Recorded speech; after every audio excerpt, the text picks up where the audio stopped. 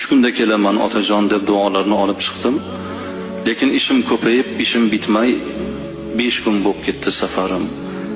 Xabar beray desam imkon yo'q, u paytlarda telefon yo'q, o'zim ham hafsala qilmadim.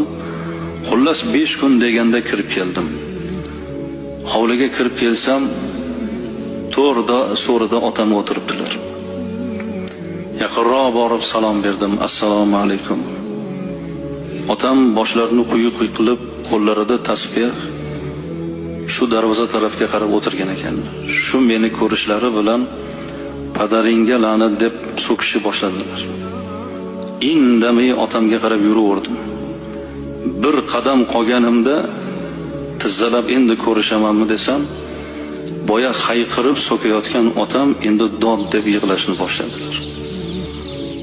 Bo'yinlarimdan quchoqlab, hidlab, buncha meni qiynading bolam deb yig'lashga tushdilar. Otajon, axir yosh bola emasman-ku. Ishim ko'payib ketdi. Ha bolam, men uchun bolasan-da hali deb. Qoraka man shu yoshga kirib, otani so'kishligi bu yomon ko'rganidan emasligini endi bilibman. Ba'zi bir yigitlar xafa bo'ladi-yu, otam so'kaveradi deb xafa bo'lmanglar. U yaxshi ko'rib ketyapti ota.